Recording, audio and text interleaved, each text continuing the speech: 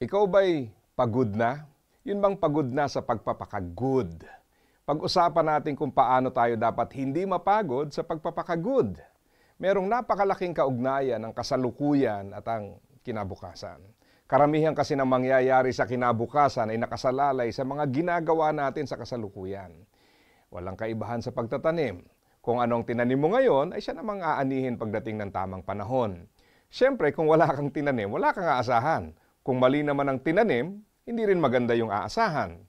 Nakakalungkot lang na madalas ay hindi natin naiisip yung impact ng kasalukuyan sa kinabukasan. Hindi natin nagagawa ang tamang desisyon at aksyon sa kasalukuyan na magdudulot ng kanais-nais na resulta para sa hinaharap. Minsan kaya nakakapagod ang pagpapakagood kasi maganda yung tinanim pero yung aanihin ay hindi maganda. Kaya yung iba tila pinanghihinaan na. Para bang sa tingin nila, sayang lang pagod namin sa pagpapakagood. Kailangan tandaan na kahit ganyan ang maranasan, dapat mabuti pa rin ang ating itanim. Kailangan gumawa tayo ng desisyon sa tamang batayan, hindi dahil madali, mura o popular, at hindi dahil umaasa tayo sa magagandang isusukli. Dahil minsan, nagpakabuti ka pero hindi ka tatratuhin ng mabuti.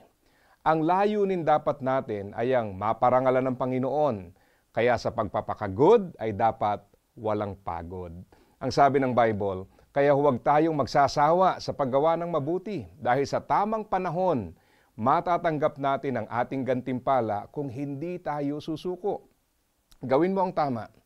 Huwag ka mapagod sa paggawa nito dahil alam mo na balang araw, may tamang ani na naghihintay sa iyo at ito ay ang pagpaparangal ng Diyos sa iyo. Nakakaranas ka na ba ng pagod sa pagpapakabuti? Gusto kitang ipanalangin. Manalangin tayo. Panginoon, dinadalangin ko po ang aming tagapakinig na marahil sa mga sandaling ito ay kine-question na ang kanyang mga ginagawa sapagkat ang kanyang kabutihan ay nasusuklian ng kasamaan. Ang kanyang mga ginagawang magagandang bagay ay hindi po nakakakita ng magagandang resulta. Nawa po'y makita niya na ang dahilan, ang motibasyon sa paggawa ng mabuti ay ikaw at ang pagnanais na ikaw ay parangalan at hindi yung makukuha naming kapalit sa aming ginagawa.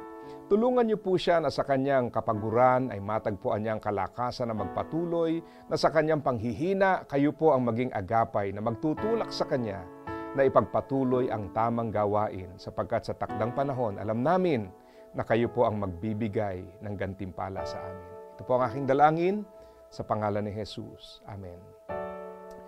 Piliin mo ang tama. Mahirap man ito, manatili ka dito dahil ito ang nais ng Diyos at ito ang magdadala ng tamang kinabukasan. Asa ka pa, ha?